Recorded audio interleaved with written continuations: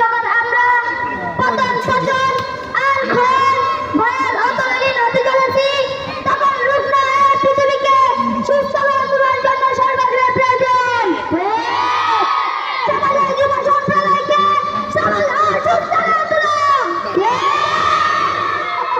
যে উত্তম মডেলের নমুনা হলো হযরত রাসূল করিম সাল্লাল্লাহু আলাইহি ওয়াসাল্লাম এর বিবাহময় জীবনাদর্শ।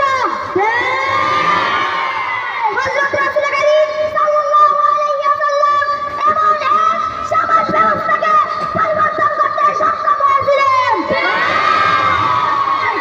আজ থেকে 14 বছর আগে যখন গোটা পৃথিবীতে ছড়িয়ে পড়ছিল হত্যা, অনৈতিকতা, অরাজকতা, অশ্লীলতা, বেহায়াপনা, বেহায়াপনা, দাসপ্রথা, নারী নির্যাতন, কন্যা সন্তানকে জীবন্ত কবর দেওয়া,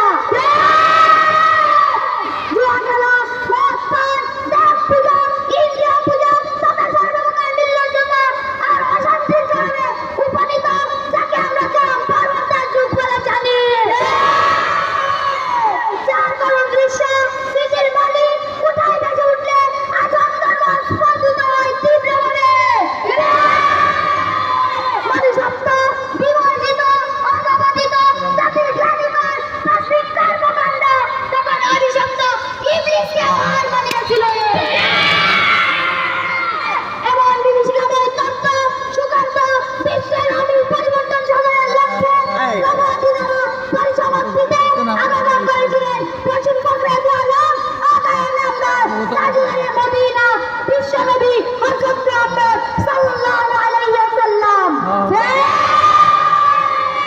মাত্র 23 বছরে একটি অসভ্য, বর্বর, নিগৃহীত, নির্যাতিত, নিষ্পেষিত জাতিকে চরিত্র, সভ্যতা আর আদর্শের সর্বোচ্চ শিখরে তিনি পৌঁছে দিয়েছিলেন।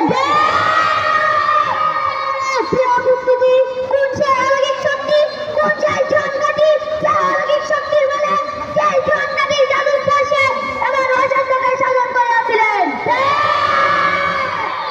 সেই অলৌকিক শক্তি না, সেই জীবনকাঠি না, মহাগ্রন্থ আল কুরআন ও সুন্নাত রাসূল সাল্লাল্লাহু আলাইহি ওয়াসাল্লাম। সাল্লাল্লাহু আলাইহি ওয়াসাল্লাম ঘোষণা করেছিলেন, যতদিন পর্যন্ত পবিত্র কুরআন ও হাদিসকে তোমরা শক্তভাবে ধারণ করবে, ততদিন পর্যন্ত পৃথিবীর কোন শক্তি তোমাদেরকে বিভ্রান্ত